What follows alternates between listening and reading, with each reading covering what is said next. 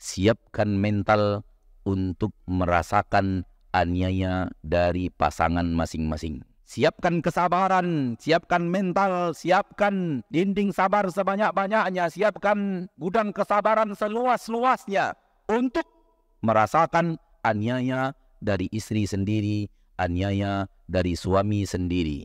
Apakah ini perlu? Yes. Kenapa perlu? Karena suamimu bukan malaikat dan istrimu bukan bidadari yang tak pernah berbuat salah. Engkau menikah dengan manusia dan sifat manusia itu punya kekeliruan, kekurangan, kekhilafan, kesalahan. Kalau tak salah, tak manusia namanya. Ada apa dengan dirimu menikah dengan manusia tapi tak mau mendapatkan kesalahan dia, maunya yang benar-benar saja?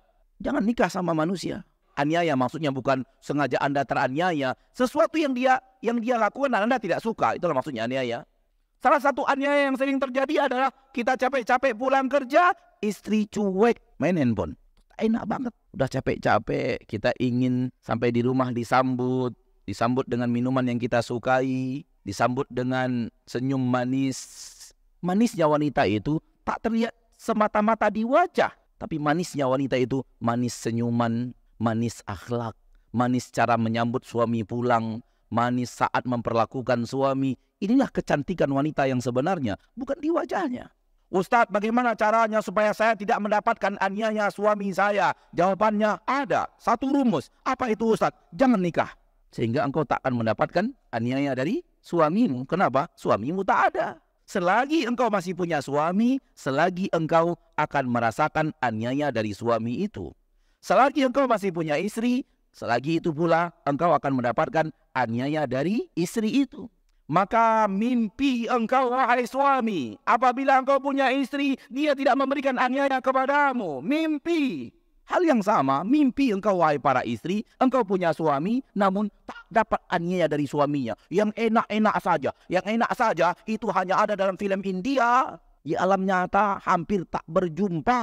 Sampai istri Nabi pun terkadang cemberut dengan apa yang dilakukan Nabi. Betul atau tidak? Sudah Nabi itu Pak, manusia paling baik di permukaan bumi. Nabi nggak salah, tapi istrinya mendapat aniaya dari sesuatu yang dilakukan Nabi. Nabi nggak salah. Apalagi antum yang jelas-jelas salah.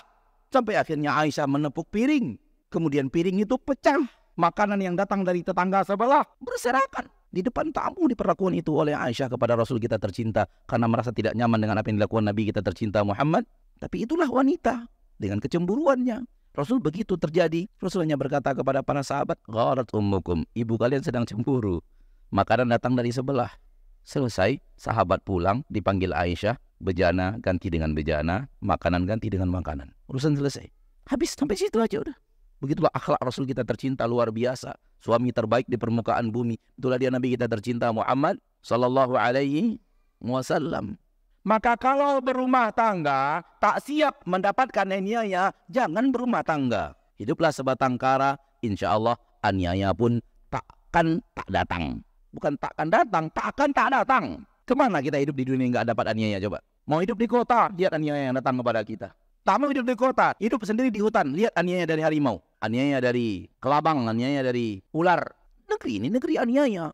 Negeri yang tak ada aniaya namanya surga. Maka siapkan mental mendapatkan aniaya dari pasangan. Kalau ingin rumah tangga sukses. Kalau tidak, inilah biang kerok rumah tangga berantakan.